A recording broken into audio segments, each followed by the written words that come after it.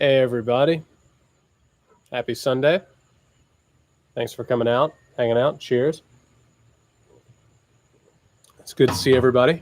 I know some people are dealing with some heat waves. I saw somebody say that's 107 where they are. Um, it is so nice and temperate here in Georgia. It feels like maybe the fever of summer has sort of broken a little bit. It was wonderful today. Just a really nice breeze in the air.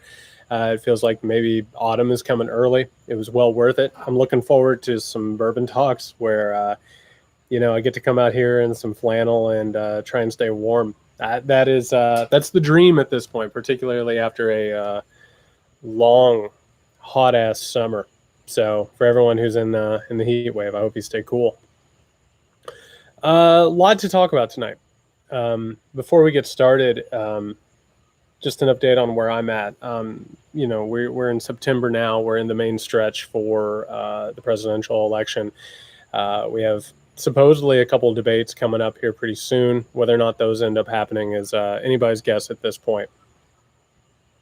On my end, covering politics and doing what I do, weirdly enough, the harassment has kicked into full gear. It was almost like on September 1st, like a key got turned and then, it started going. I mean, it's nothing new. It's nothing surprising. There is a concentrated effort to intimidate journalists and pundits and people who are critics of Donald Trump. It's something that I've gotten, unfortunately, familiar with and almost immune to. But it's a lot. It is a lot. I'll just be honest with you because this is, on Sunday, this is where we come and we're honest about it. It has been a lot. But I will say, I've been thinking a lot about Trumpism, and I've been doing a lot of research on the past and sort of like the history of fascism. And I want to talk about a couple things before we get to questions, and we'll touch on a couple of these things over and over with these questions. But I want to get a couple things out there, a couple things I want to talk about, particularly over the next few months. I think that we have to start offering something in as a replacement for Trumpism. I mean, as you know, we spend all of our time analyzing Trump, lamenting Trump, criticizing Trump, going after Trump, obviously highlighting one crime after another that he commits flagrantly and rubs our noses in. We've gotten to a point in America where our media is not obsessed with Trump, but they are addicted to Trump. It's not a lie. He's what drives ratings and clicks and retweets and shares and all of that, because we've sunk into an anxiety and fear-based society. And so, like in 2016, and we all know what happened then, we've gotten to a point where the referendum for the election is Trump. It's how do you feel about Trump? Do you like Trump or do you not like Trump? And that's where it is. And that's not even necessarily a mistake on the Democratic side. It's not a mistake necessarily with Biden or Harris. It's just more about how we are as a society and how Trump has sort of short-circuited our way of looking at things and thinking about things. I think that we need to get to a point. And we're going to talk in a little bit about well, the first question is about self-sufficiency and what we need to be ready for and what we need to be prepared for. I think for the past few years, after all the warnings that I've been sending out and all the flares I've been trying to signal people with and telling them to be afraid of this thing, we're tiptoeing up into something really bad. And the possibility for this to go really bad is there. But I think outside of dealing with the fear and dealing with the anxiety and dealing with the terror, we need to start offering an alternative. And this is what I want to challenge people to do on top of being ready for whatever is going to happen in November. And we'll talk about that tonight with the questions. I would ask this. You obviously are people who care about politics. You care about the state of the world. You want better than what we've got right now, because what we have right now is just bullshit. I would start asking you to sit down and figure out, as opposed to what you don't want, figure out what you want. And I don't think it's enough to say that Black lives should matter, because obviously they should. That's not even a debatable thing. I don't even think it should necessarily be that, people shouldn't be discriminated against or treated with cruelty, because I think the right has drug the Overton window so far to the right that it has become liberal to even treat people with basic human decency. And that's unacceptable. That's not a debate. It's not a debate whatsoever whether or not lives should matter, or whether or not LGBTQ Americans should be treated well, or immigrants should be treated like human beings at the border. Those aren't even arguments. Those are false bullshit arguments. Those are things that, when you have Trump supporters on TV and they lie to you, it's not a good faith argument. We have to start deciding what we want.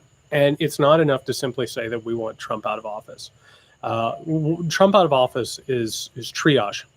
It's staunching the bleeding. We have to get him out of there, because he's a madman grifter who will destroy us all and destroy democratic institutions just based on his natural instincts and who he is. We have to start looking for something beyond Trump.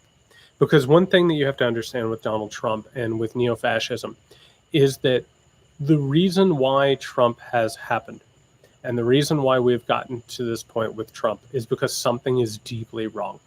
The reality that we've been living in, the myths that we have been swimming in, and we've been taught, and we have been propagandized with, they're not real. So every time we start having one of these conversations, we are having fake conversations. We are having conversations that have absolutely no relationship with reality. We're talking about, oh, what, you wanna not stand up for the flag? Well, that's a non-starter. The flag is a piece of cloth. It's a symbol. If you don't want to stand for it, you shouldn't have to stand for it. It's dumb as shit that we have an argument whatsoever about whether or not you can stand for a flag or whatever. It's all symbolic rubbish. We have to start talking about what we want to do. I tweeted a thing earlier. We live in a state of artificial austerity. We don't have to live like this. America is a failing nation. We get bled to death in our jobs. We can't get sick, or else it ruins our entire lives. You do everything that everyone tells you to do. You go to the school, you get the right grades, you get out of school, and all of a sudden you're laden with student debt. You exceed and you excel, and it still doesn't matter, because this country has been rigged. It's been completely and utterly rigged to the benefit of the wealthy and the elite. What can we do? The question is, what can we do? If we don't live in an artificial state of austerity, if we reject top-down politics, if we reject this American myth of a meritocracy, which doesn't exist, and if we get rid of this national security state, which, by the way, I don't know what to tell you, the threats aren't real. Everything from, terrorism to, foreigners coming over and attacking us, it's not real. It's a giant redistribution of wealth scam. So if somehow or another we were able to fix politics, which, by the way, should be on your list of things to do, it's figuring out a way to make our political system work for the people, which it does not. What would you want to do? What do we deserve? What does a functioning society give us? And by that, it doesn't mean necessarily handouts, but we're supposedly the most powerful country in the world, the wealthiest country in the world, which those things aren't true. But if we believe that, then what should we be doing? We have to stop compromising on this. We have to stop having arguments about bathrooms and who goes in them. It's bullshit. None of that stuff is real. And they are carefully chosen political cudgels by the Republican Party. And they have political cudgels because they can't win free and fair elections that are based on actual issues or considerations. Trumpism is about creating an alternate reality where they can win elections, or that they can at least win electoral colleges or take control of the Senate because, it's weighted to give control to slaveholding states. So what do you want to do? That's my big question to you, is from now on, when you approach this, it's not just enough to get Donald Trump out of office, because I hate to tell you this. I don't know if he's necessarily going to accept defeat. I don't know if he has it in him to concede. I don't know if he's going to bring us to a state of violence, but it certainly seems like he will or possibly could. Trump is the symptom. He's not the disease.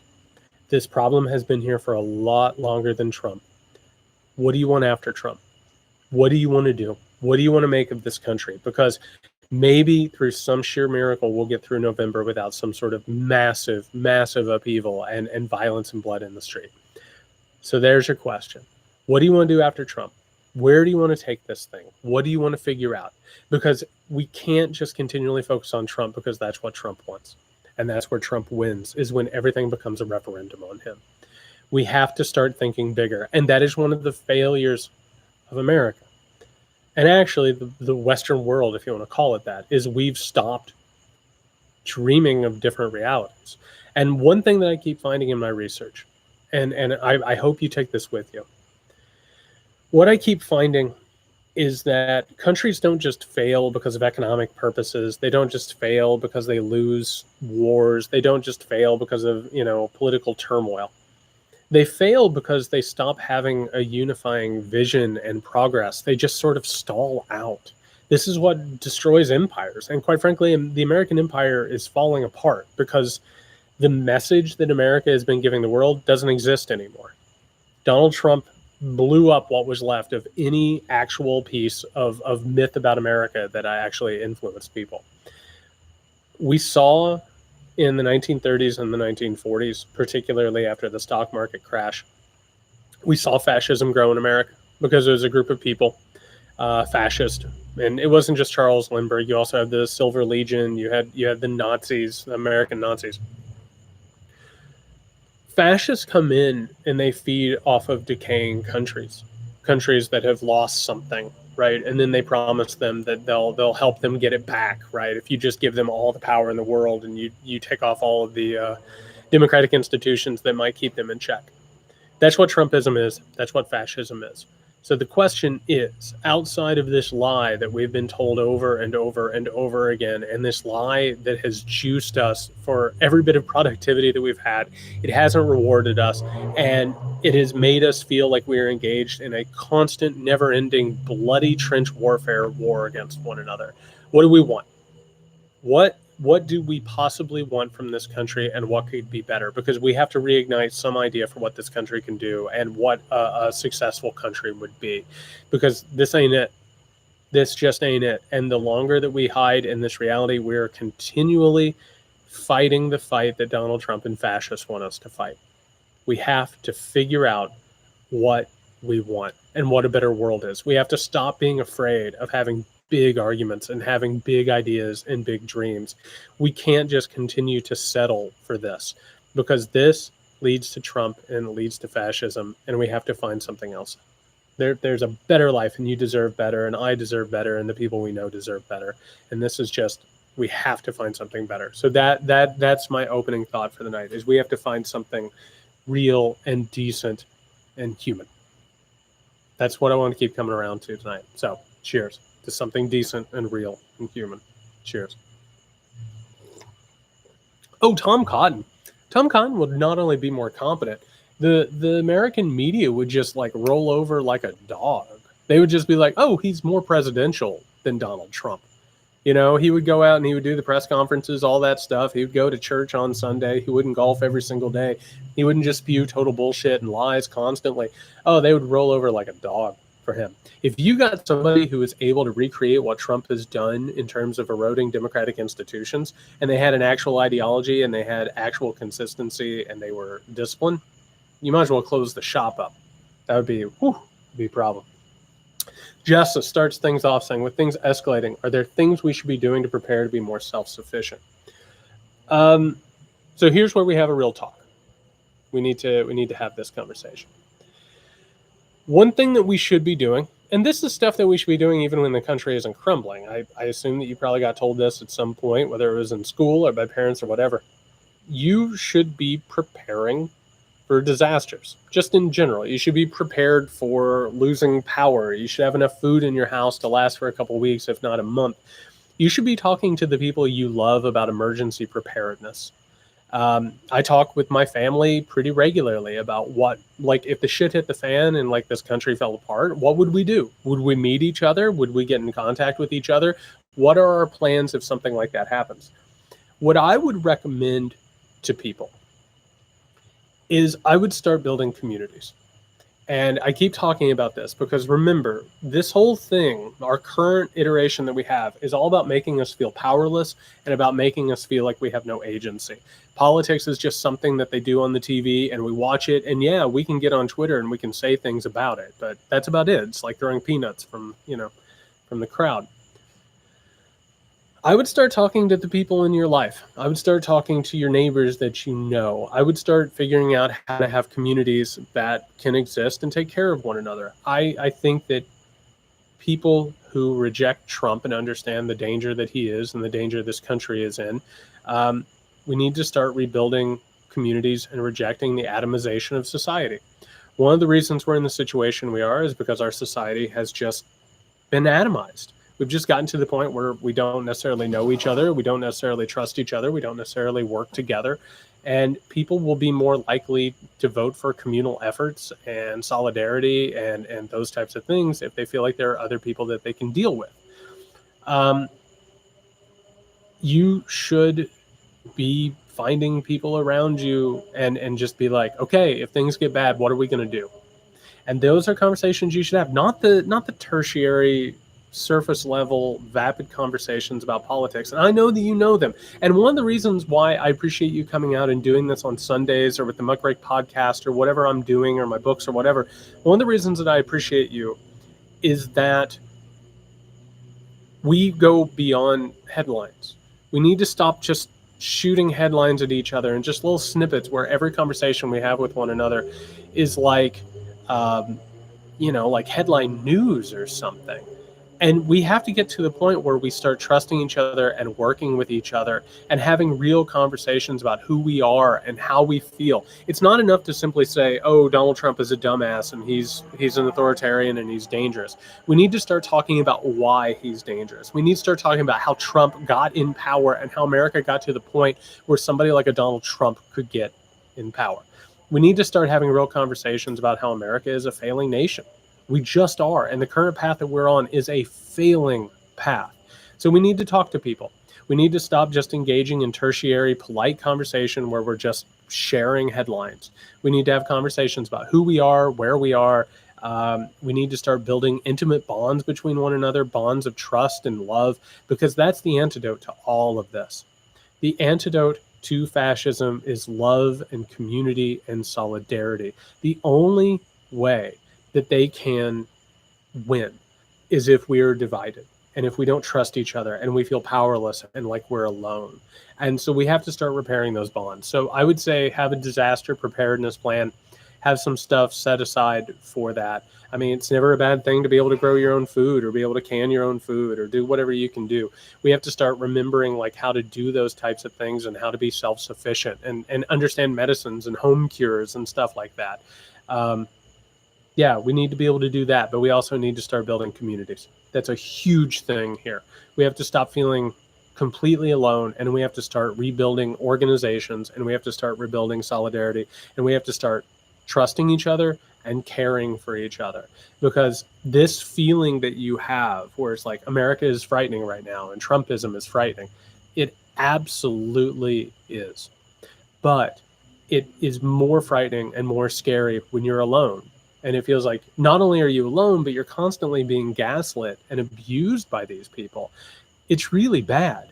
It's really, really bad. You have to be able to find the people that you trust and know that your reality is real and know that the authoritarian fascists who are just spewing constant propaganda and bullshit, that their reality is completely false, because it is.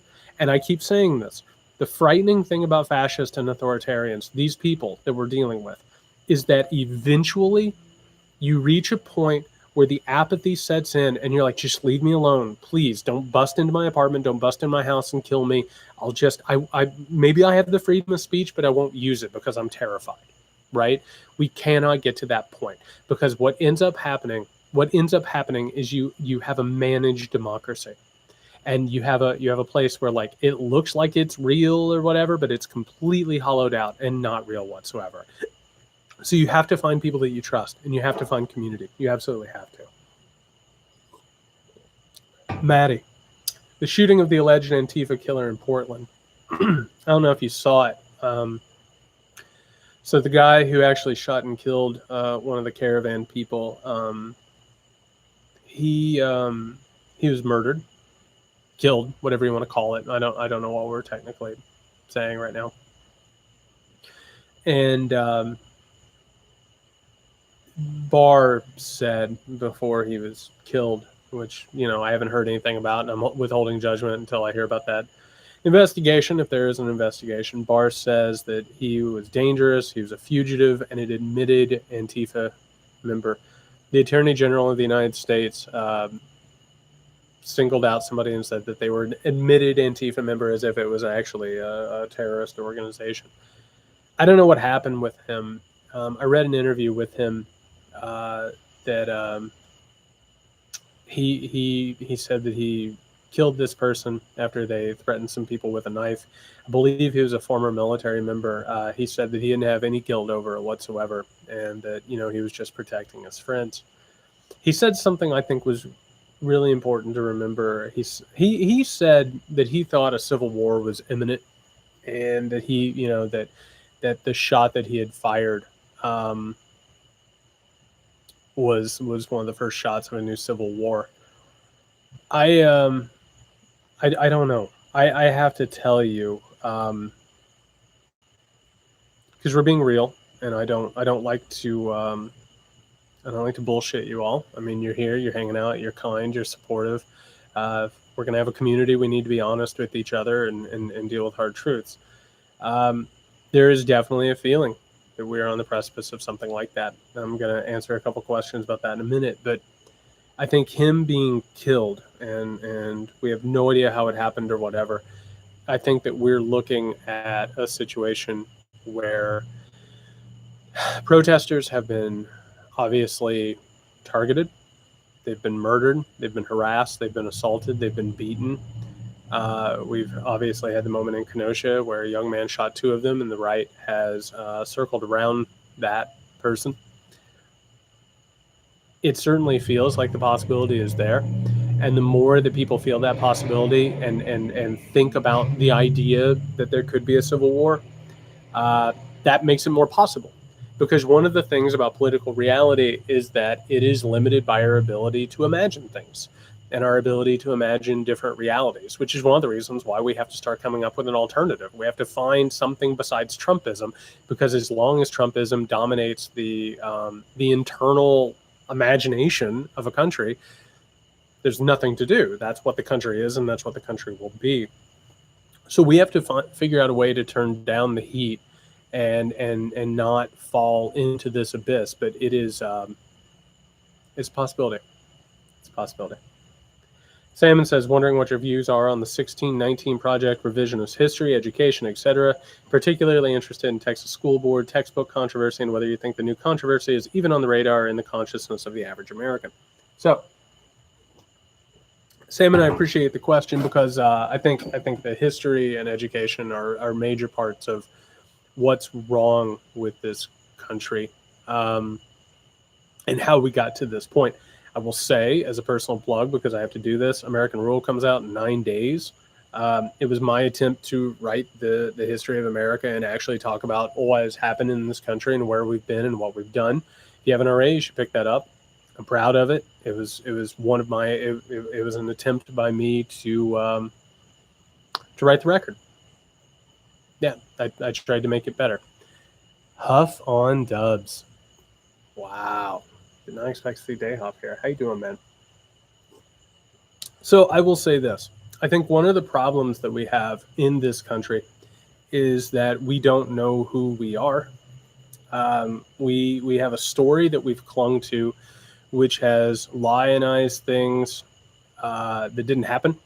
It has created moments in this country that are completely fictional. And we have held to that standard on both sides of the aisle for generations. And we've done it because it feeds not just who we are, but what the country does. We use it to sort of launder what we've done, the things that have happened in our past that we don't necessarily want to reckon with, that we don't necessarily want to spend time with and really, really process and deal with. I don't think the average American understands that our history is different than what has been presented to us. I mean, I part of my career is understanding political context, and I didn't understand the history of America until I did a big giant book project on it. So I did that book project, and I suddenly realized that everything that I thought was real wasn't real. And I suddenly realized that, the current political debate that we have actually isn't even a debate about reality. We're having debates about symbols. We're having debates about issues that don't even actually exist. We're not even engaging in a conversation about what is actually happening in the world. We're talking about things that were manufactured actually to manipulate people left and right. I've talked about this before. It's like with Woodrow Wilson, at the turn of the 20th century, a Democratic president who actively changed the entire history of America to gain power over the world. I mean, he went over to Europe, as a messiah. I mean, they treated him like he was like Jesus incarnate. And he did it simply so that he could push white supremacist, neo-Confederate ideas. And people have done that left and right. The history of America is not what we have learned. And so everybody constantly tries to change the history of America for whatever their purpose is. And I'm actually doing work right now. I'm researching a larger, broader history. And what I'm finding is that that's been the case since history started being recorded, is that we pretend like history is just this set in stone, like objective thing, but it's not. It's completely subjective. And so, yeah, all of these battles, whether or not it's this school board or that school board, these are essential battles because the people who are being taught in those schools are going to be the leaders of tomorrow. And how can they make decisions about the future if they don't understand our past? So one of the things I would recommend to people who are hanging out and are asking, like, what are things that I can do? You need to get involved in local politics. Like, there are people who are like really making sure that like your local school board are doing things. And it may seem innocuous, but it's hugely important. Like, you should be getting into local politics. And we've been told basically, don't even worry about that. Presidential elections are the only thing that matter.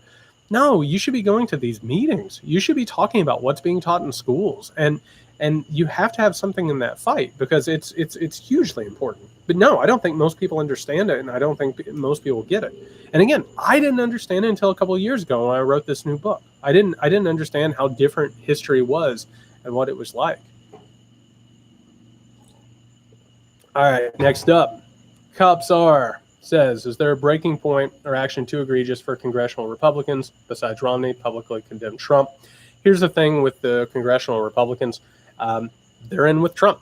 One way or another, for better or worse, they're in with him. They have, the entire party has hitched their wagon to Donald Trump. So whatever he does, whatever he says, that is who they are. And the problem here is if they actually did come out and critique him, it wouldn't just be, because everyone always says they're afraid of mean tweets from Donald Trump, which is true. But what would actually end up happening is that we live in such a politicized, polarized society that, like, if they said something critical of Donald Trump right now, it wouldn't just be Trump coming after them. It would be the entirety of the Republican Party and that group of people, which, by the way, is how it is on both sides of the aisle. We are in a constant trench warfare situation. It just so happens that the Republican Party has hitched their wagon to Donald Trump after years and years and years. So I think I really don't think that there is anything that can necessarily be done there. I think that is what they are a part of, and I think that is I think that they've shown. I mean, what is the strategy? It's like, I haven't seen the tweet, I haven't read the article. I don't think there's anything necessarily that can happen at this point.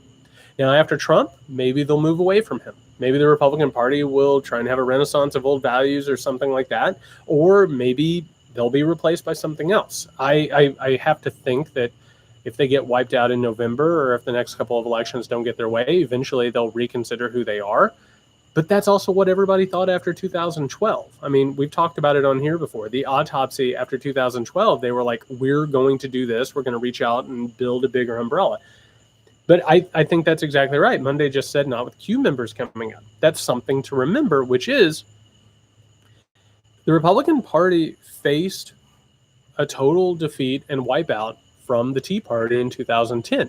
And they had a decision to make, which was, do we take the Tea Party on and we lose part of our base, or do we bring them in and do we absorb them?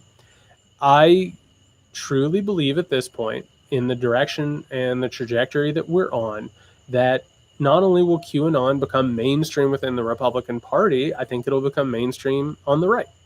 I don't know if that's necessarily set in stone at this point, but if I had to put money on it right now, that's what I would say.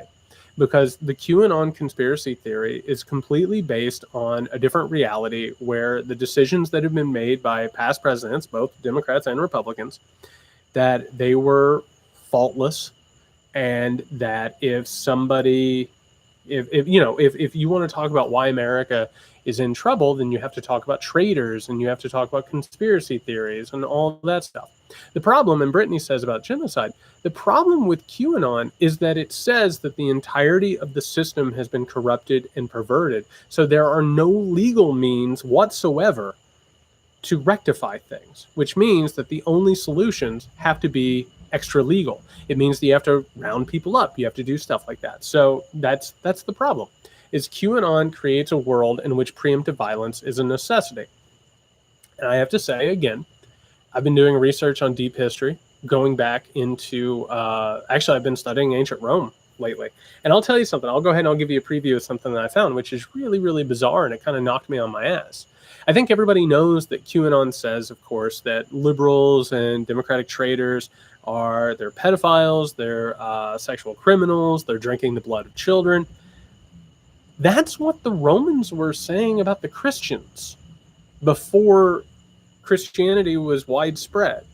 They would do their secret rituals because they were afraid of persecution. And it was a constant accusation that the Christians were drinking the blood of children, that they were having orgies, that they were all this stuff. And then eventually, and Brittany just said, it's blood libel. What ended up happening was the Christians took over the Roman Empire, and then they started accusing the Jews of blood libel and killing children and drinking their blood and sacrificing them in temples. This thing happens all the time. It just continually is the same story. It's a group will lash out at another group, and they will always accuse them of the exact same stuff. And it actually kind of knocked me down. I didn't know that was the thing, but it was the exact same story that they went after Christians for prior to the Christian Roman Empire. Alfonso says, how do people that are following the scientist in relation to the pandemic keep their hopes up when we see so many people not following social distancing rules? Looking forward to the book next week. Oh, thank you. Cheers. I have to tell you, I'm really frustrated. I live in Statesboro, Georgia, if you didn't already know. We're number 2 on the New York Times rising number of coronavirus cases right now. Number 2 in the country. It's really bad. We're in a total crisis with this thing. And I went out the other night and I got some food. I didn't go into the restaurant. I picked it up or whatever. And it's just the bars are overflowing. And, you go into a grocery store or something like that, and there's just people left and right. They're not social distancing. They're not wearing masks. It's really demoralizing. And it's really hard. And I don't always know what to do. I've been trying to stay within myself. It's one of those things where it's I can only take care of myself. I can only do what I can do. I can only control what I can control. But it's so hard, particularly in this situation. And again, it's so frustrating because if we could just lock this thing down, we could get back to normal or something approaching normal, and we could figure things out. It's incredibly, incredibly frustrating. Kimberly says, how do you think Trump's comments about the military will play out? I don't think anything's going to happen from them. I mean, he said this stuff in public. I have to tell you, back when I was a younger man, and I was covering the Trump campaign in 2016, I thought him going after John McCain was it. I thought that was it. I didn't think that he could survive it. But one of the things that you end up learning, and I actually wrote about this, I moved to Georgia to be a professor. It's hard to find professorships, so I'm down here. One of the things you end up finding out is that support of the military goes away when they die or when they get hurt, right? It's like Trump said, we like our soldiers to be winners. We like them to be tough. We like them when they don't get hurt. Because when they get hurt, they remind us that we sent them there, that they, maybe they didn't need to be there. Maybe they didn't need to do whatever they were doing, and that they help carry out this project. And some of the wars are just, and a lot of them aren't. So no, I actually don't think that the comments he made are necessarily going to play out in that bad of a way. I mean, even Fox News has confirmed that he said this stuff, but it's the truth. And the problem is, and I've been railing about this all weekend, our leaders will go out in public and they'll stand in front of a flag and they'll talk about American exceptionalism and they'll talk about how brave the troops are and how they're heroes. And by the way, this is Democrat, this is Republican, all of them. And they won't fund them. They won't pay for their health care. They won't pay their benefits. They won't, I don't know, give them the armor they need to go into the battle that they're about to fight. They send them into one war after another that we don't need to fight. I mean, if you actually look back into American history, the last just war was World War II. That was it. These other ones are all about economic hegemony. They're about going into the Middle East and making sure that, either we or the Saudis have control over oil. I mean, most of the wars and most of the military actions that we've carried out are actually against former CIA agents. Saddam Hussein, Manuel Noriega, these are people that the CIA paid a ton of money to. And then all of a sudden we're like, no, these people are the devil. We have to take them down. So the disrespect that Trump showed towards the troops, he may have said it, but it's a disrespect that has been there for forever. And by the way, I get a little hot about this. I am the grandson of a man who served in World War II, a man who got a Purple Heart and was considered a war hero. He was one of the people who taught me to be a decent person and one of the people who played a huge role in my life. The idea that what he did was being a sucker or something like that is, it's really frustrating. It's really, really frustrating, but it is, it's one of those things. So one of the reasons why the military is almost always on the right is because it's preemptive fear, right? Like the entirety of what we're talking about is people who think that there's a threat that's coming and we need to take care of the threat before it gets here. Again, going back into the beginning of history, it's all about the idea that if we don't do something, if we don't lash out first, somebody else will. All right. Erica says it does not appear that there's a re-election campaign, but rather an effort to maintain power. I would say this.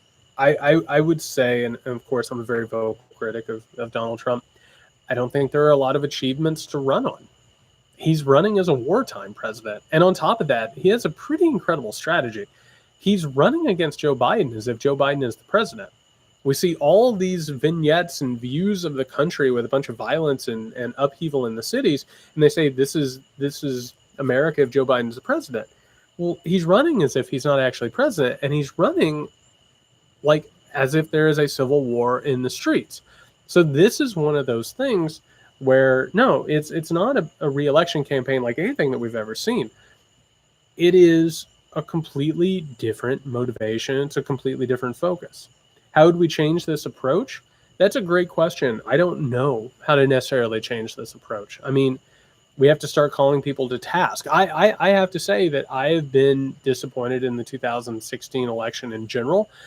We'll talk about the media in a little bit. I think that they have failed in totality. Shocker, right? I mean, our media is garbage. And we'll talk a little bit more about that. But I think that this has been a failure in every way, shape, and regard. They should have done better by now. Christina, who says she'll be there. I hope you are. What do you think will happen if Trump loses the election? It's a big question. I think we're looking at a situation where we're not looking at a one-night election. And one of the problems, going back to the media, which sucks, is they're in a constant race with one another to figure out who can call the election first, which is not how an election should work. I would love it if they didn't even have election night coverage and then they just showed up the next day and they're like, this is how it went. But that's neither here nor there. I would much rather have a very boring politics. I would much rather have a very boring political system that didn't have all the pomp and circumstance and the dazzle and the glittery sets and all that. I think that'd be wonderful. But I don't know what's going to happen election night. We had Josh Perthum on, who obviously talked about those 7 hours after the polls closed to like 2 a.m. are the most dangerous hours. I don't think Trump has it in him to accept a loss. I mean, his entire life is based on the power of positive thinking, the Vincent Peale idea that you can never accept a loss. The only times he's ever done that is when he actually declared bankruptcy and then they had to like bail him out and then he became the mascot of a bunch of banks. So I don't think he'll accept that. But like, let's say he loses and let's say that Joe Biden takes over. There's a couple of worlds out there, and this is a lot of game theorying and predictions. There is maybe a world where the Republicans who worked with Joe Biden in Congress trust him and work with him, and they actually start to, I don't know, they start some compromising, legislation.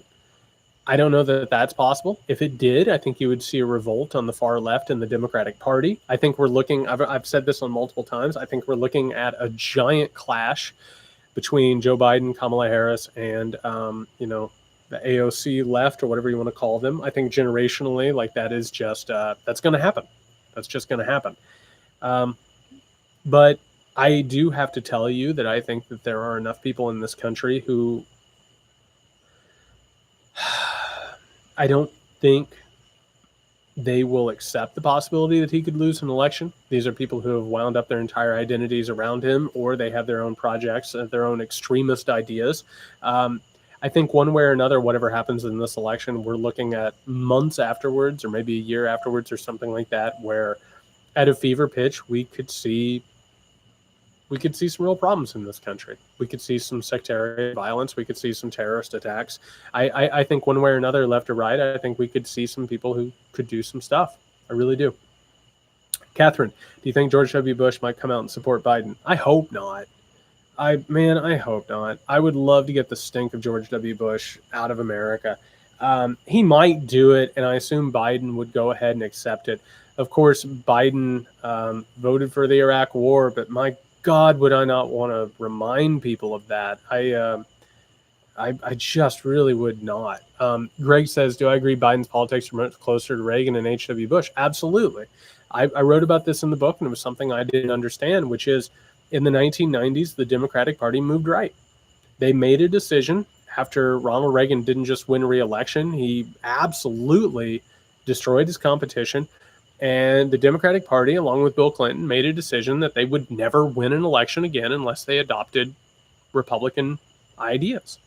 And so Bill Clinton and Al Fromm, the head of the Democratic Leadership Council, they created what they called republicanism with a human face.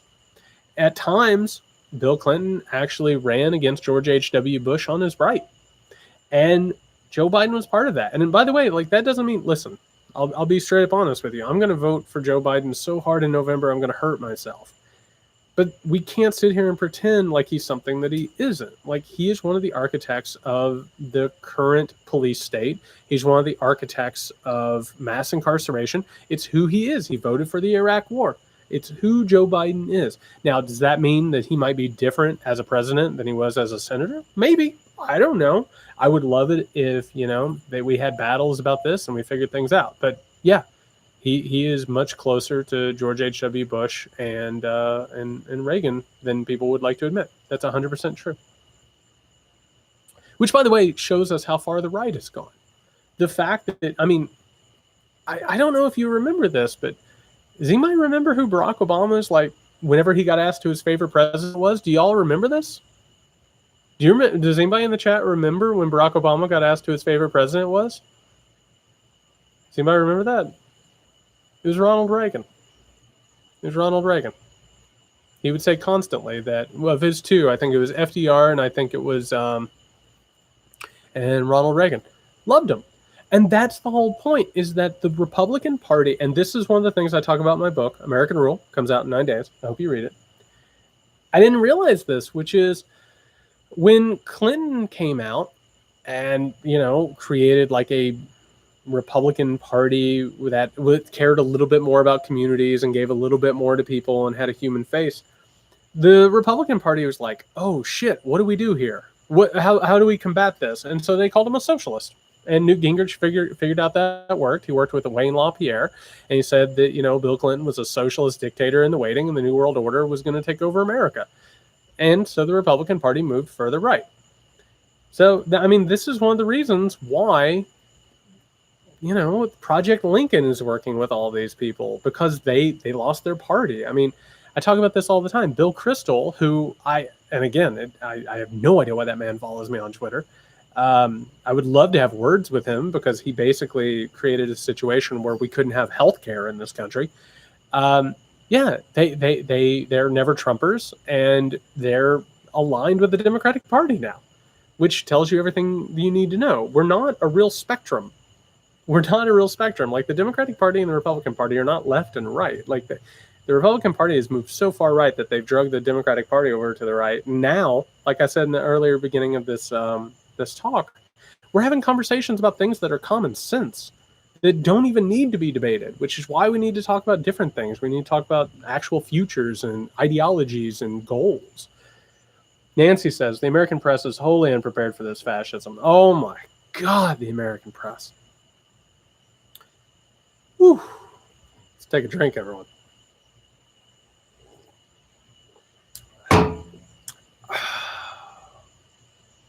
American press, our media, man.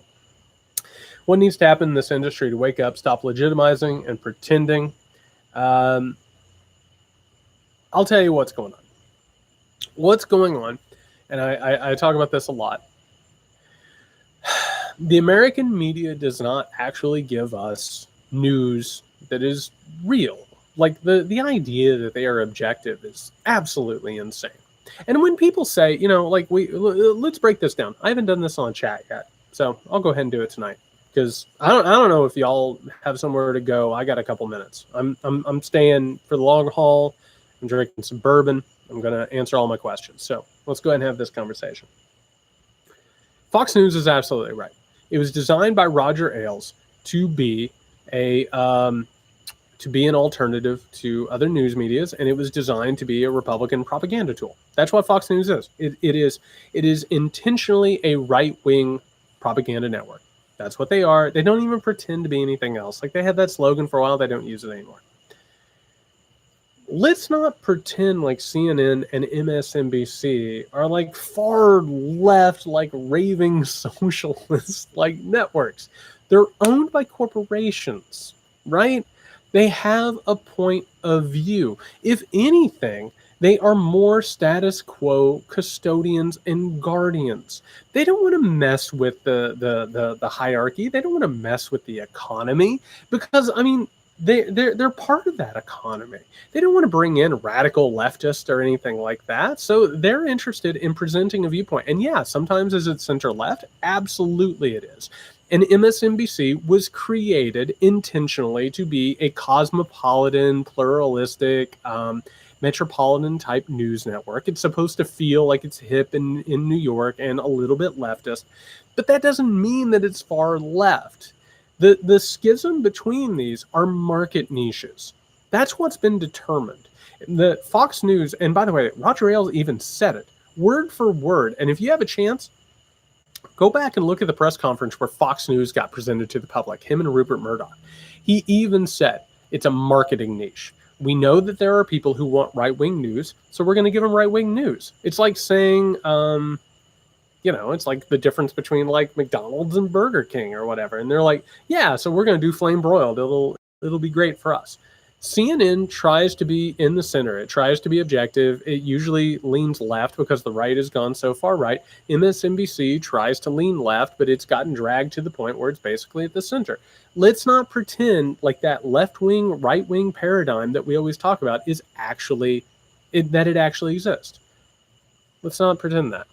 So Lucky Otter says, "What I think about Maddow? I think Maddow and Chris Hayes are both pretty good journalists, but I think there's good journalists all over the place. But we have to stop pretending like this is some sort of like equal footing, or that the media is honest with us. And I forgot to answer the question as I was giving that little talk. The problem is that the media is as addicted to Trump as Trump is to the media. They use him for ratings. They use him for shares. They need him." Right. And I don't know if you're active on Twitter. If you're active on Twitter, which is where all of the journalists and the chattering political class are all there, right? You'll notice that the journalistic class has been just completely just destroyed. They don't have jobs. They don't have financial security. They don't have any of that stuff, right? And I can tell you, as somebody who like talks to these people and knows these people, like they don't have job security. They're constantly being laid off. They're screwed up. Well, Trump is the rising tide that floats all boats. Like they'll sit there and they'll criticize him all day, but he's what makes people tune in. It's that anxiety. It's that fear. The media is not. It's not set up like I'm doing this with a knob, right? It's not tuned to the health of the country, and that's what people have told us left and right. It's like, oh, Trump may be bad for the country. He's great for CBS. The idea is that it actually is creating a story that is anxiety making, and it makes you tune in. It makes you constantly turn on the television and check Twitter and all that stuff, because you need to be aware of what's happening today in The Fall of America, which is the most popular TV show that's on. The other problem with it is that the people who are in the media, the journalists, the pundits, the cable hosts, all of them, they live in a society where they have become very powerful, very wealthy, and very influential. Well, if they would start to question the meritocracy and whether or not the country works, well, then wouldn't they be questioning their place in it, right? So the moment that they start questioning whether or not the meritocracy works, they're starting to question who they are and their place in it, which they don't want to do.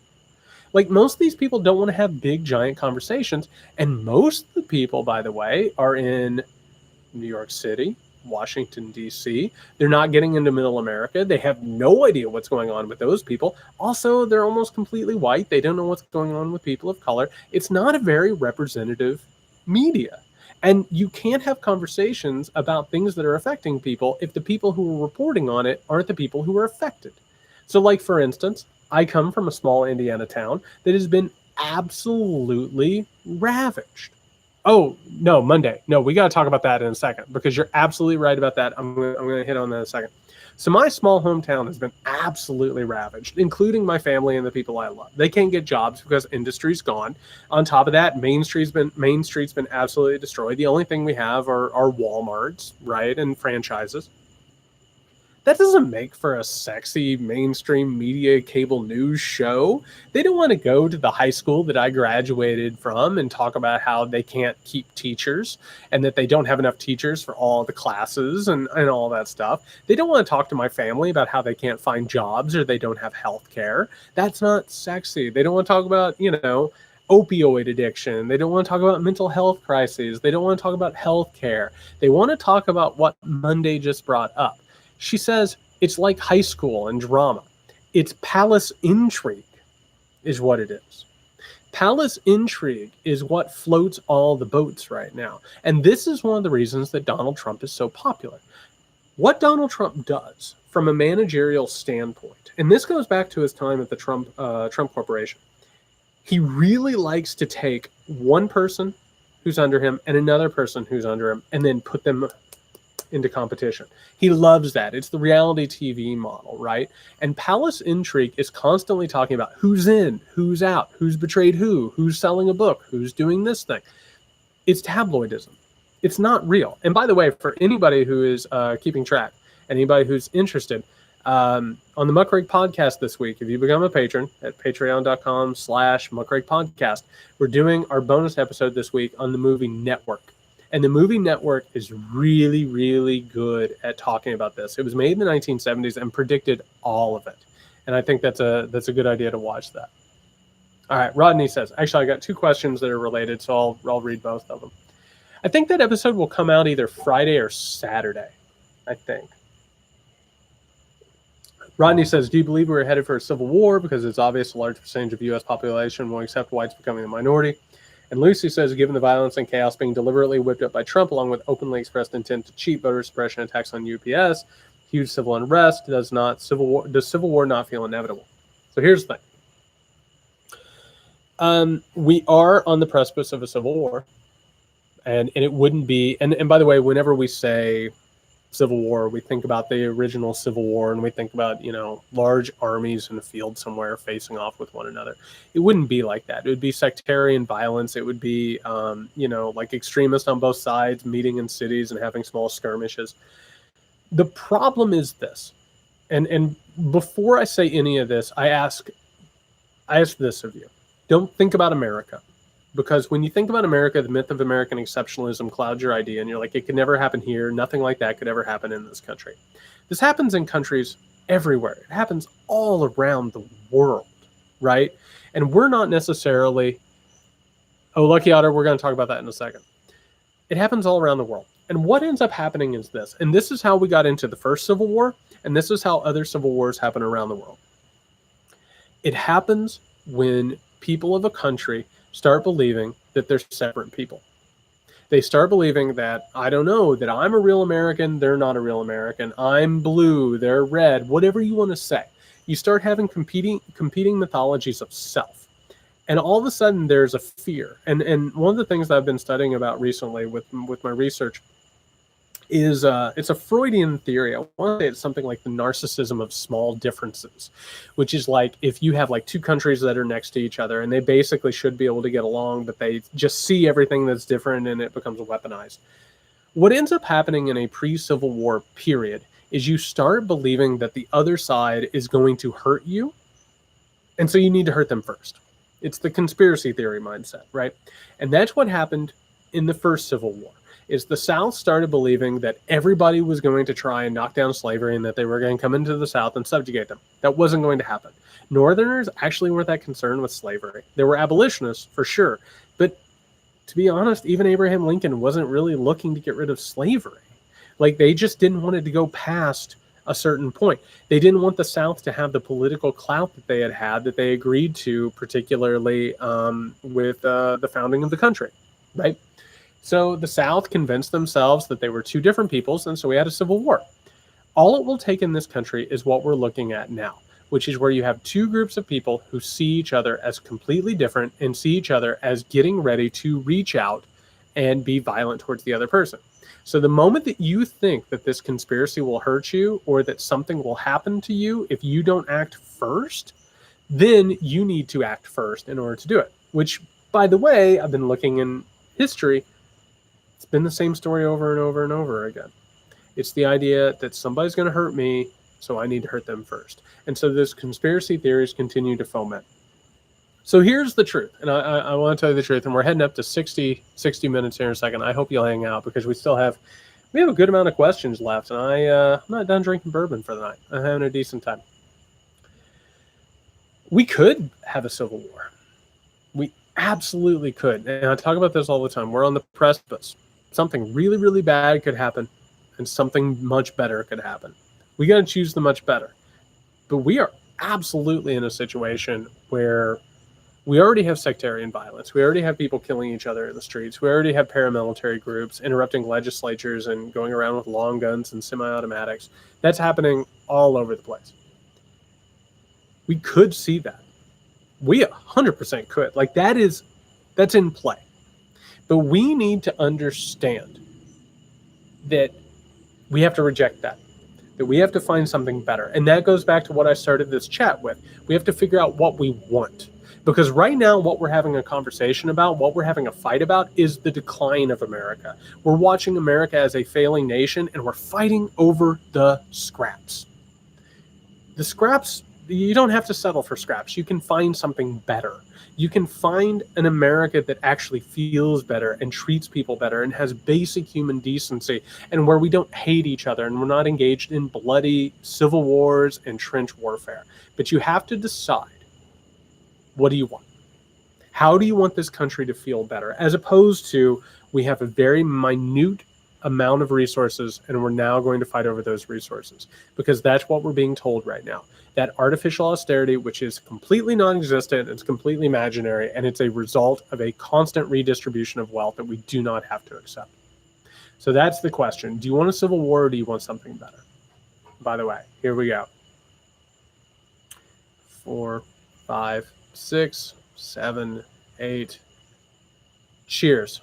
1 hour mark, everyone. Let's refill this thing. Thank you for hanging out. Y'all are wonderful, as always. I love you dearly. I appreciate you coming out on Sunday nights and talking about this stuff. Makes me feel less alone. I hope it makes you feel less alone. I hope this is good for you. I hope by the time this thing ends tonight, we can understand things better and have more hope. I would rather have more hope by the end of this thing than otherwise. Jones says, so what are the chances that the 2 vigilantes arrested in Kenosha recently that came with lots of guns, ammo, and a drone to kill protesters actually get charged and convicted of terrorism? I don't know. I want to believe that justice will be done, but I do not know. One of the things that has frightened me the most over... I was getting ready to say the past couple of weeks, but I will actually say over the last couple of years. And maybe my life. It was the right embracing of vigilante killing people in the streets. I don't know if you saw that I tweeted this, but like one of the people who defended him said that he was a hero because he didn't empty his clip. We don't need vigilantes in the street. We don't need people killing each other. We don't need extremists trying to like ratchet up tensions because most of them are trying to start a war. They're trying to get us to the point of a civil war. They're trying to destroy the nation so they can figure out their project. And by the way, that's like, there are anarchists who are doing that, and there are white extremists who are doing that. They're trying really, really hard to push us to the point where we will kill each other, and destroy the bonds of our country. And that we will start believing in these myths that we are different people and will kill each other in the streets. We have to reject that. We have to reject that because that's how you get to the point of a civil war. These people who do those things. Rocker says, do you think there's a chance these mobsters and thieves could all turn on one another and bring down the proverbial boat? I would love to believe that that is true, but what I've seen left and right is that they just sell books and then it goes forward because this machine is constantly running on the palace intrigue that Monday brought up. There's a reason why the bestseller books are palace intrigue about Trump. Everyone is obsessed about what happens behind closed doors. It's not really dealing with the situation. And like it actually, I don't know if you saw this, it's actually gotten so bad that books about palace intrigue, what this person said behind the scenes, what this person said behind the scenes, they've had like shortages of paper to print books lately. True story. A lot of books have been postponed. Not American Rule. American Rule has not been postponed. But a lot of these books have been postponed because they simply don't have enough paper to print all of these palace intrigue books. So will they turn on each other? They constantly turn on each other, but it doesn't matter. Like the whole point of it is that we are currently in a situation where there is like a really, really, it's like the golden goose, right? And I didn't understand this. It actually took me a while to figure this out. Y'all remember when Charlie Sheen lost his mind there for a while? Do you remember that when we did the whole Tiger Blood and I'm winning whole thing, and it got very, very big, very, very fast. It went viral and it became like the main talking point in the country for a while. I want to say this was like in 2010, something like that. And it was like the only thing that the media could talk about was that. Right? They just continually talked about that one story, and they would talk to people who knew him and people that had been around him, and it just churned and churned and churned and churned because they knew that they had a winner, and it was a spectacle that that everybody would pay attention to because they love a spectacle. Because a spectacle will bring people to the TV whether they agree with it or they disagree with it, which is why Trump is so powerful because everybody watches Trump. On one hand, it's people who love him and worship him. And on the other hand, it's the people who hate him and are terrified of him. But everybody watches him, right? So that whole point is that This is like the golden goose that keeps laying eggs, and they will continually talk about this stuff, and they won't actually deal with what's actually happening with America. Julia says, do you know about Trump's sanctions against the International Criminal Court prosecutor and what that means for the U.S.? Yeah, it gave me a sense of dread too. But one of the things that we need to sit down here is that America has constantly rejected any international criminal courts, anything that could possibly ever charge a president or soldiers or anything like that. And by the way, that's happened with Democrats and Republicans because we haven't wanted to be held responsible by international bodies. So this case with him actually doing that, it was more of a signal to his base. It was something that would be passed around on, I don't know, Breitbart or Reddit or something along those lines.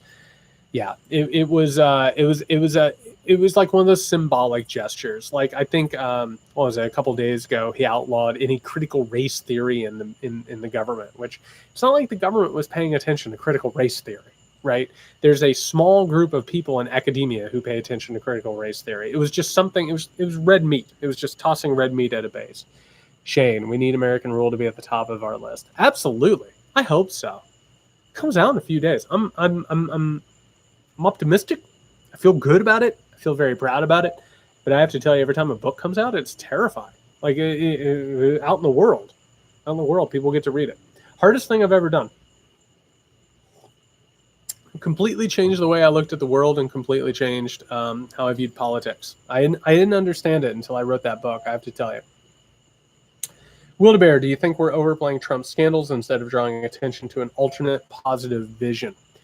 This is a tough thing. I was very vocal about that. I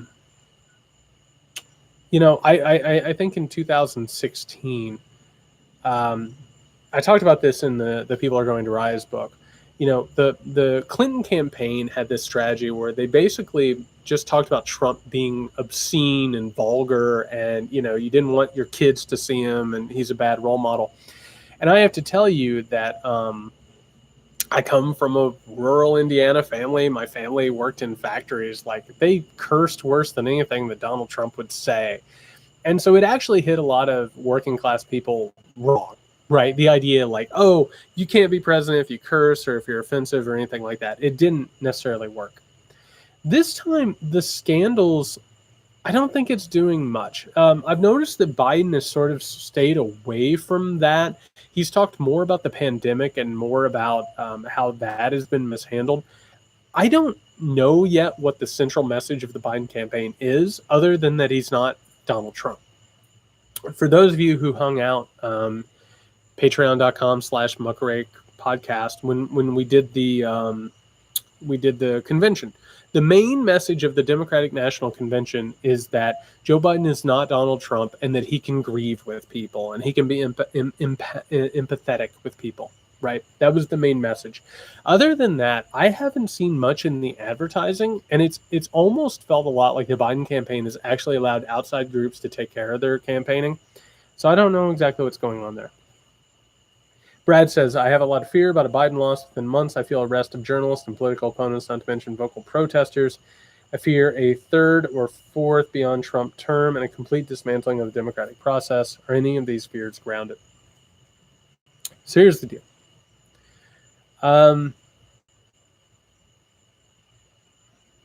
Donald Trump intuitively destroys democratic institutions. He looks for weak spots in them. He finds the places where they can't be enforced. He finds the places where in the past maybe somebody would have been punished for something, or maybe there would have been some shame applied or something along those lines. I can tell you that personally, as a journalist and a pundit, I have received my fair share of abuse and surveillance, and we don't need to get into it any more than that. We know that there are lists. We know that there are people who are being gone after. It's not even necessarily Donald Trump. It's not like he's staying up at night going over lists, but there are people who are part of this project who are plenty concerned with silencing people. And that is part of it. They look at it and they say, okay, there's profit and power to be had, and how do we do that? That's a question. I would say that America needs a major revisioning. that we need to get to the point where we reconsider who we are and what's possible and what we do. Managed democracy is absolutely a possibility. And we have seen that around the world. We've seen that that is the direction that a lot of Western civilizations are moving toward. Strong men who control the democratic process. That's a problem. That's a real problem. And it doesn't matter who's doing it or how they're doing it. It's a problem. It's a problem. Matthias says the real estate business in 2008 between Putin and oligarchs buying a Trump building for $54 million. Is that what Putin has over Trump? I have to tell you, I don't think it's necessarily that there is compromat or something over Trump. I just think that these people are part of the same mindset. It is a top-down, bleed people dry philosophy. It is startling what has happened in this country in terms of a nostalgia of the past, talking about getting back to the point where there is, industry and factories and coal mining and all of that stuff. It almost perfectly reflects what Putin has done in Russia, which has been actually a weird twofer. He has said, we're going to bring back the Soviet Union, but we're also going to bring back the Orthodox Russian Church, which is those two things. I don't know if you keep track of history, but those two things don't work together. I mean, the communists destroyed the Orthodox Russian Church, but it's not about the fact that those things don't go together. It's a promise that could never be fulfilled. I mean, the wall's never going to be built. America is never going to be great again, because what does that mean to become great again? So whether or not they have something on him or not, it's a philosophy and an ideology in which they're in line. And by the way, yeah, Dan Fan, a lot of it has to do with white supremacy. It has to do with the idea that white people are the people who are actually being discriminated against and having the power taken back from them. And so they're all sort of part of the same deal. Diatima. I've been working on a list of what American triage would look like: protecting the vote, ensuring a peaceful change of administrations, de-radicalizing certain groups. Am I missing anything else? What I think that we need to do is we need to take back government for ourselves. We need to get back to the point where people can run for office without having to raise millions upon millions upon millions of dollars. I think it's a problem that politicians on both sides are entrenched, and they basically rely on corporations and pharmaceutical companies and wealthy donors to maintain what they do. I don't think raising money has any place in our legislature. I would love to get to the point where we start having term limits and we start cracking down on where the money comes from. That's what I would love to do. Cordelia, again, what Trump may not leave office, on what side will police and military fall in? We don't know. We don't know. I was actually very heartened during the BLM protest whenever the memo started going out that reminded soldiers that they had an oath to the Constitution. You can't say that every cop and every soldier is necessarily part of this thing, but you can also say that there are white supremacists who have invaded law enforcement and the military. So what would happen in the case of a civil war, particularly with all of these people? I have no idea. I really don't know, but I think it would be a lot less uniform than what we're expecting. I think you would see people who would splinter off into either militias or groups that had a particular purpose or a particular goal. I don't know that you can predict, like, this will go here or this will go there. Justice for Breonna Taylor says, assuming Trump loses and doesn't leave the White House, how likely do you think the military will pull him out? I don't know. I think we're going to see a lot of lawsuits, and I think we're going to see a battle unlike anything that we've ever seen before. And if you lived through the 2000 election, you know that this thing is going to get weird and hairy, particularly with mail-in ballots. I mean, there's no way to predict exactly how this thing is going to feel. It's going to be very weird. Reverend Zed, I think evangelicals believe in the imminent end of days with Trump as a pivotal figure. So, yeah, I have tracked this. So the one thing that I have discovered is that a large part of the evangelical community believes that they are persecuted and that the world is sort of coming for them. And a lot of this has to do with the fact that the right has told them constantly that culture is trying to destroy them. There is a perceived loss of power. And this is something that I think is really interesting that we all need to wrap our heads around, which is power versus perceived power. The right has all the power, and the left has all of the perceived power. And we're talking about media, we're talking about movies and culture and all of this stuff. And I think a lot of evangelicals feel like the culture is leaving them behind, or is, sort of constricting them or battling them. And so Donald Trump makes a really good ally. And again, I've been researching like the history of the Christian takeover of Rome. Constantine wasn't great. Constantine was the one who, of course, converted and made Christianity the state religion. Constantine murdered his kid, murdered his wife, but they loved him because he gave them power and he gave them stability. So yeah, Donald Trump is somebody who, he obviously is not a Christian. He's obviously not a person who cares about religion outside of the prosperity gospel, but he's somebody who says, I will fight for you. And they're like, good, we have a warrior in the White House. So they look up to him and they consider him a Messiah-like figure. A lot of them do. Jack, I've thought about a lot of scenarios, disruption and peaceful transition of power, but one that just hit me, what do we do if blue states recognize a legit win by Biden and a Biden administration, but red states don't? I don't know. None of us do. None of us have any clue. And I'm sorry to laugh about it, but it's just like, I don't know. I have no idea what ends up happening.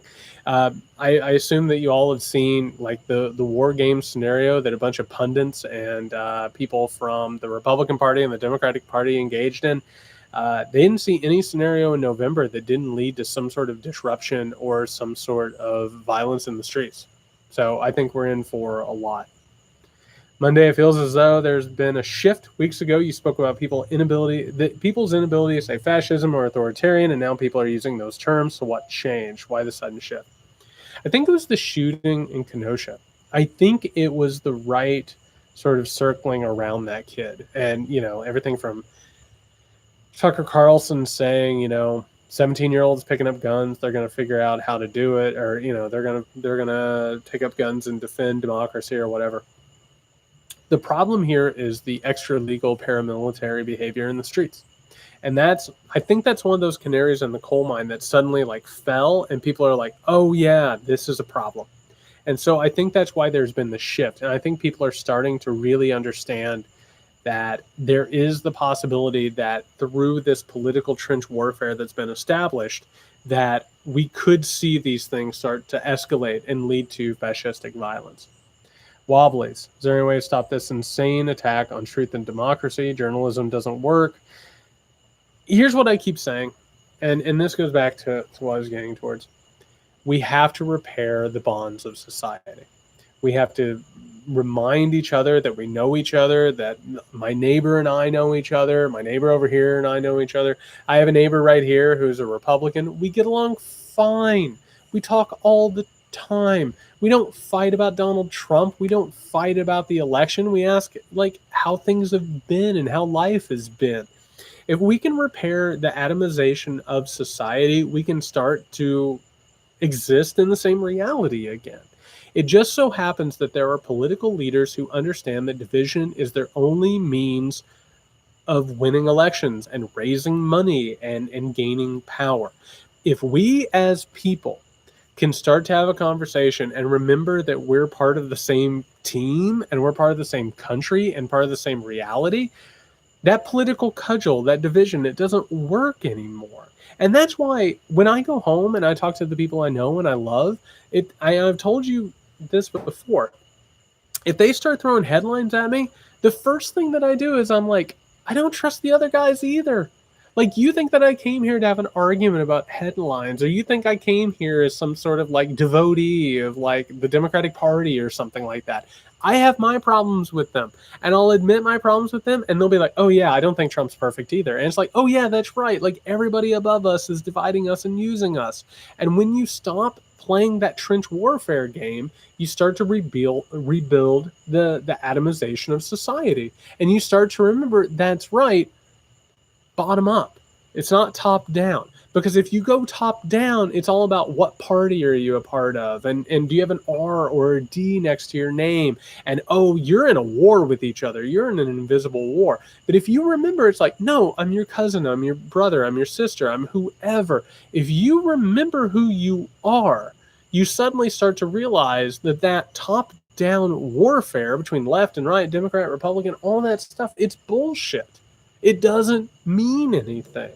And like, yeah, the arguments and the politics of it are baked into it because you're trying, the people above you are trying to win certain battles, but you don't need to continue the fights that the people above you are having. You need to remember your family and your friends and your community. And when you rebuild those bonds of atomization, all of a sudden we start living in the same society.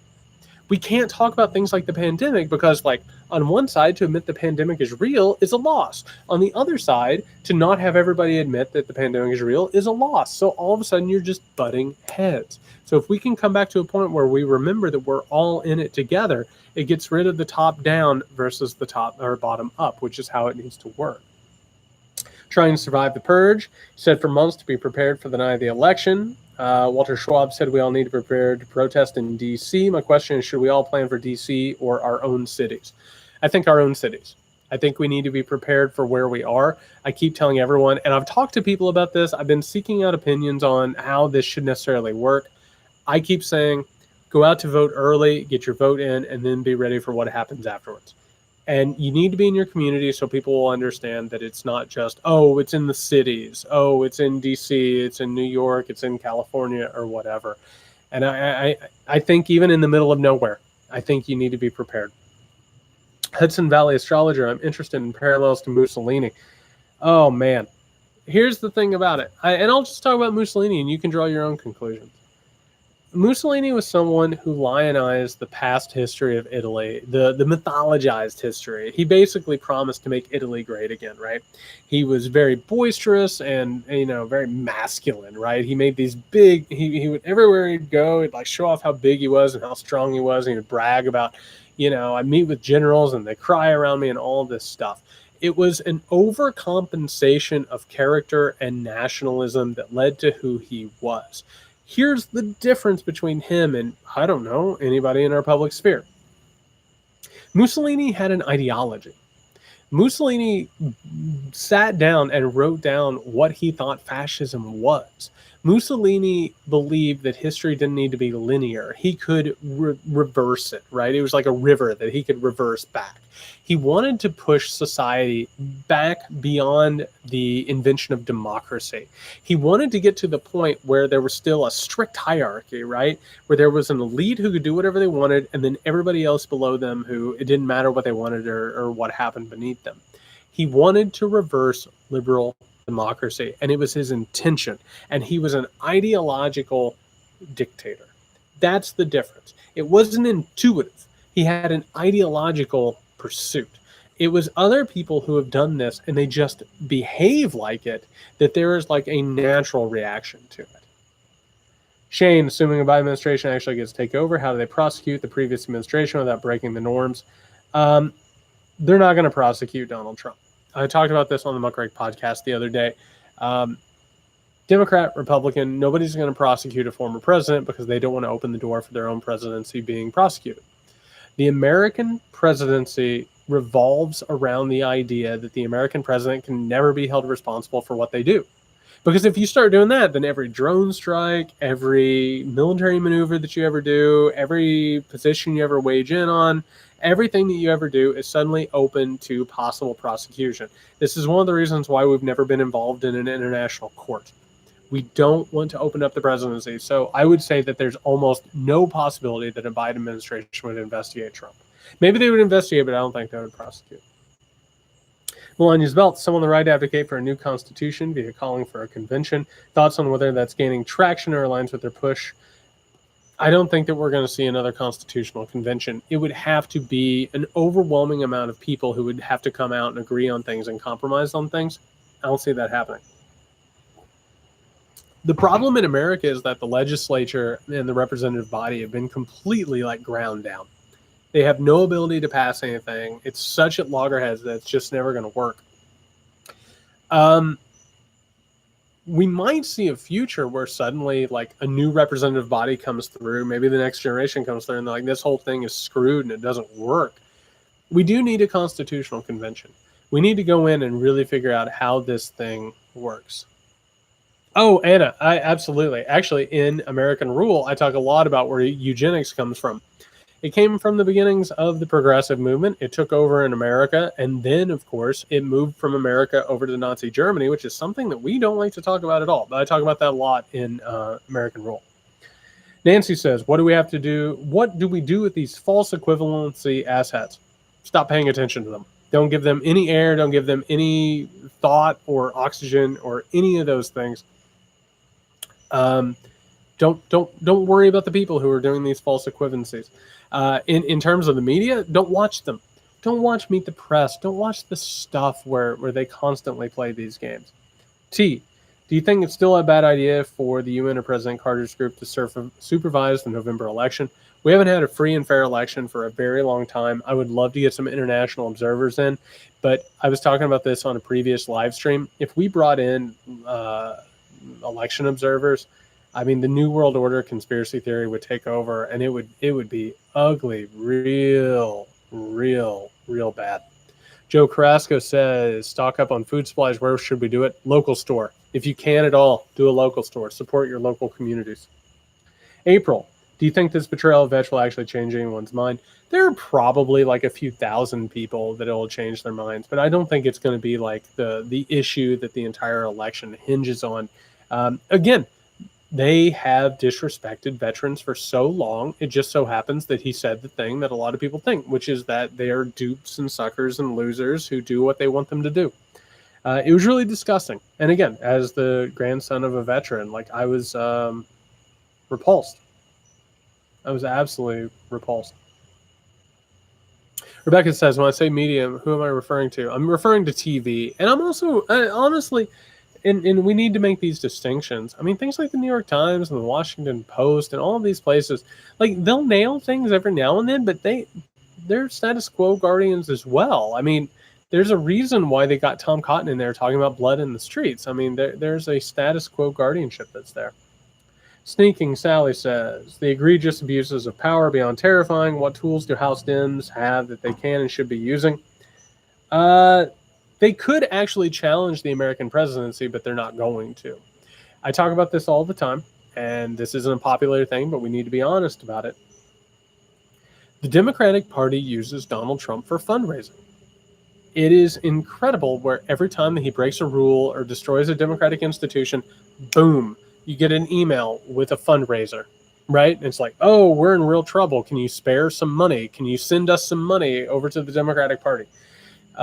They're not necessarily interested in facing this battle full on, which is one of the most frustrating parts about it, is that we've gotten to the point where the two parties use each other for their fundraising and their polarization efforts. That's where we're at. And they're up here and they're getting reelected and their coffers are being completely filled up. And meanwhile, down here, we're all screwed, which is why I keep saying it needs to be bottom up versus top down. Heath, can we really call a vote for the Democratic ticket? Vote to save democracy when they rig their own primaries time and time again. Democratic Party has had a major problem with how they have handled the past couple of primaries.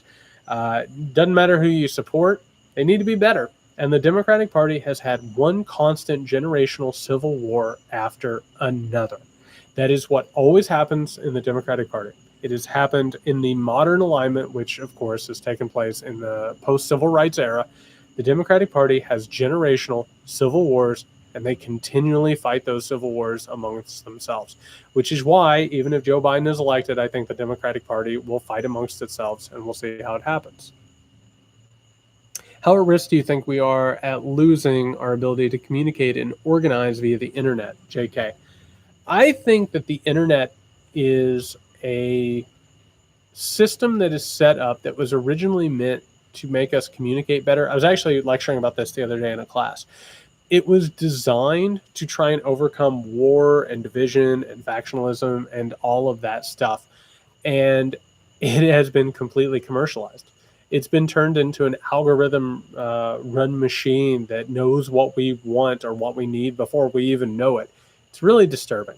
So do I think we might lose our ability to communicate? I mean, look at China. Look at what they do to people. If you want to worry about what a managed democracy can be, look over there. Monty Graham, what chance of getting beyond the two-party system? There's a possibility that generationally that we might get to a point where they reject, because they don't want to be either a Democrat or a Republican, red or blue or this or that. There's a possibility that we might possibly see a third or a fourth party. I mean, the Republican Party feels like it's terminally ill. Like it might become something else, or it might self-implode. Who knows what's going to happen with them? The Democratic Party is getting ready to have its own civil war, like I said. So I'm not really sure what's going to happen there, but there's a distinct possibility. I mean, parties go away. Look at the Whigs. Go fast. 9, 8, 7, 6, 5, 4, 3, 2, 1. Hour and a half, everyone. God, y'all hang out. Y'all hang out. Y'all are the best. Dan's fan, I was naive enough to believe the internet would save the world. So were the hippies. The hippies from the counterculture believed that the internet would completely revolutionize the world, which, by the way, I wrote about in American Rule. They really believed that that would be the thing that would bring us all together. They were wrong. Jared Monday says, what is your take on trying to help candidates in other areas if your candidates are solid in their own races? Go ahead. Help them. Help everybody that you think can try and make things better. I say keep reaching out and make sure that you put your energy into it. We all need to get involved in politics. Have to. Oh yeah, Monty brought up the whole Earth catalog. I wrote about that in American Rule. That's exactly right. You can't understand the modern internet until you understand the whole Earth catalog. Absolutely. Real fast. Andy, can you comment on the problem of Nazi cops the FBI warned us about? I mean, Homeland Security just announced a couple of days ago that the major threat to national security is white extremism and white terrorism. They won't talk about it, but it is the main threat. It's the problem because we don't want to admit that white supremacy is a thing, and it's a problem. All right, last one. Catherine says, what are your methods for staying productive and not getting sucked into the nonstop news cycles? My whole thing is this. I want really, really badly to make this world better. My main thing is the anxiety of not going to work. So again, I grew up in a factory family. My family would have to like go in and punch the clock, and then, they'd have to give up their bodies. I mean, my family aged unbelievably. They worked in factories. They worked in coal mines. They worked in prisons. They gave up their bodies. I'm a writer and a professor. The least I can do is sit down in my chair and write a few things and do whatever. And I have to be able to advocate for the things that they haven't been able to advocate for. My family got screwed. And I'm sure a lot of your families did too. They did everything that they were supposed to do. They kept their nose clean. They kept their head down. They worked hard. They worked their asses off. For me, I was lucky enough to go to school. I was lucky enough to understand the things that maybe they didn't understand, and I need to advocate for them and fight for them.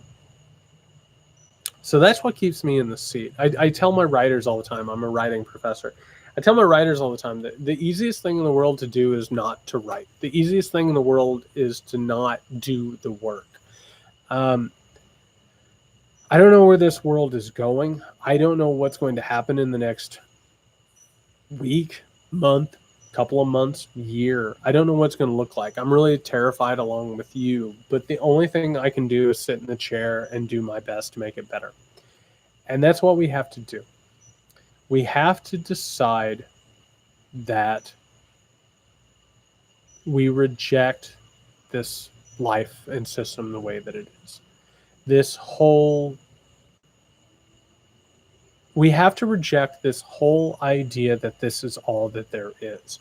And that's not just the economy that we have that has used up the people that we love or used us up, but also a culture which is devoid of basic human decency, where we don't feel like our lives have worth, or that we can't connect to the people around us, including my neighbor, including the people that we work with and the people we love, where we don't talk to our family members, where we have to like completely destroy our relationships. We need to get to a point where those divisions that we've talked about and those political cudgels that we've talked about are done away with. Politics is about observing objective reality and then having a conversation and figuring out how to move forward. That's not what we're doing. We're having arguments about bullshit. We're having arguments about things that we shouldn't even be having arguments about. Who cares who goes in what bathroom? Who cares who loves each other and marries whatever? Whatever. These are fake arguments. We need to talk about how we can have an economy where people can get health care, where we can have schools where kids get educated and they have teachers and they have rooms that aren't covered in mold.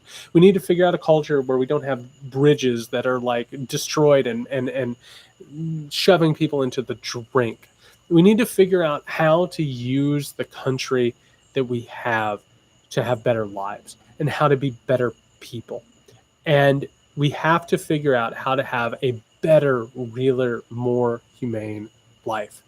And I I reject this system that we have now. The paradigm that we always talk about. You have to choose this or you have to choose that, and oh, this is the story that you get. No, we deserve better. This is bullshit. This sucks. And I'm doing okay. I have to tell you, I'm doing okay. I have like 3 careers at this point. I'm teaching on one hand, I'm a writer on one hand, I'm doing this political thing on one hand, and y'all are wonderful. And you give my life meaning, and I feel the community, and I feel the love, and it's amazing. But we don't have to feel like this. We don't have to live in a system where we destroy one another trying to fight over scraps. We have to find something new. And I keep saying to you, figure out what you want after this. It's not enough to simply say, oh, I want to vote Donald Trump out, because I have to tell you, Donald Trump is not the disease. He's a symptom. Joe Biden winning the American presidency doesn't make everything better. What do you want this country to be? Because right now, this is a failing country. We aren't able to get ahead. We aren't able to have basic human decency. We aren't able to take care of one another. We aren't able to have healthcare or infrastructure or education or thriving communities. What do you want? Figure it out and then fight for that. Make the goal and then write down the steps to get to the goal. And we have to figure it out. We have to figure out a better way to do this thing, because this division, this idea that we are 2 Americas, it's going to lead us to violence and bloodshed. And it is just it's going to destroy us. And it's not even about you, and it's not about your kids or your grandkids. Like, this thing is going to have huge consequences. And it doesn't matter if you vote Republican or Democrat. Figure out what you want. Figure out beyond these just piss poor arguments that have nothing to do with where we're going and who we want to be. Because that idea that we are limited to what we have right now, it sucks. And it's not going to help anybody. And it's all about keeping us under control. And it's about keeping us from being able to achieve anything better. It's about making sure that the wealthy and the powerful become wealthier and more powerful. And we have to make sure that that doesn't happen. Thank you for that. Thank you for hanging out tonight. This was wonderful, as always. You're lovely people. You make me feel better about the world. And I cannot tell you what it does for me. I really, really can't, because this is a hard moment, and being able to do this and hang out with you and talk about this stuff is it's really powerful for me. It's really lovely and powerful. I got to do the plugs for the week, and then we'll get emotional. We'll say goodbye. We got some good stuff coming up on the Muckrake podcast this week. I think it's going to be a good week for that. On top of that, we're also going to have the extra episode talking about network and the powers and nations and things like that. If you want to be a part of any of this, if you want to support my work, I would be very, very grateful, and I always am. You can go to patreon.com/muckrakepodcast. That's the best way to do it. American Rule, How a Nation Conquered the World But Failed Its People, comes out on September 15th. I'm terrified, but I'm so excited, and you all have been so wonderful in supporting that thing, and you've made me feel at home and supported, and like I have my own community, and it's absolutely amazing. But again, just to reiterate, you deserve better. You deserve so much better. You deserve a better life. You deserve a better country. You deserve a better society and a better community. And I just thank you so much. Cheers. All right, everyone. Good night. I'll see you next Sunday.